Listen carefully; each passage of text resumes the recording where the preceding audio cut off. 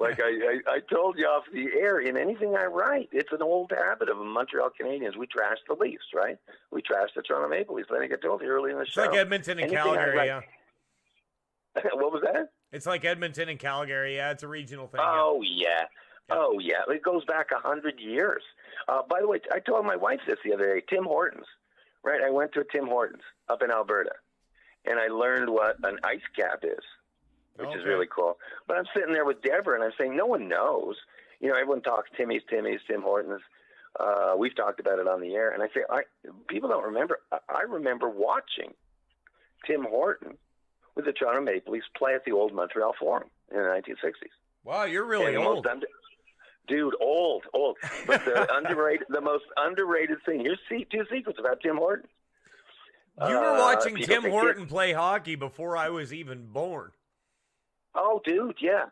I mean, hey, you were everything cool in the world happened before you were born, right? Then the world turned to crap, right? Right? Thanks. No, but seriously, okay, Tim Horton was, and I'm serious, he was like Dave Keon. He's one of the few players that we really respected because Montreal fans are the most arrogant in the world, and they deserve to be because it's just a standard of excellence in Montreal hockey. But Tim Horton, the underrated thing about him is he was a tough guy. He was a good fighter, Mike. Oh, really? And yeah. He's tall. I'm guessing off of memory. I think he's like a 6'2", 6'3" guy, but he was a tough guy. And another secret here is, I get this, I'm dating myself, 1978, Mohawk College, Hamilton, Ontario, business class. Our case study for the entire semester was what was brand new. It was called the Tim Hortons Donut Franchise. And I don't know when he first opened. This was 1978. And we were analyzing as college kids in Hamilton. You know, Hamilton, for my American friends, is just, 20 minutes from Toronto, half hour from Toronto, whatever. But Tim Horton Donuts, and they had like P&L statements and stuff, doing due diligence on these Tim Horton little franchise because it was a new concept at the time. I think I'm going off of memory. You could pay like, I don't know, $10,000 or something to buy a franchise. Not sure. It was pretty cheap.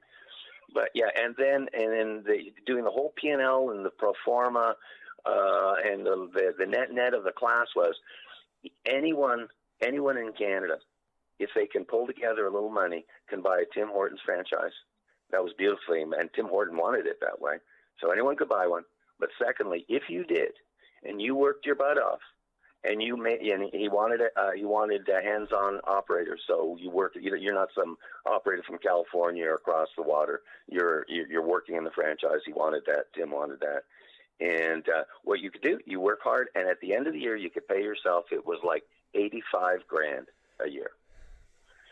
And on one hand, I said that doesn't sound like a lot for risking your life, but on the other hand, $85,000 is probably equivalent to maybe $250,000 now, maybe more. And the message, the whole thing, and this is old Canada, Mike. Any Canadian that wanted to be an entrepreneur and wanted to live literally, kind of like the U.S.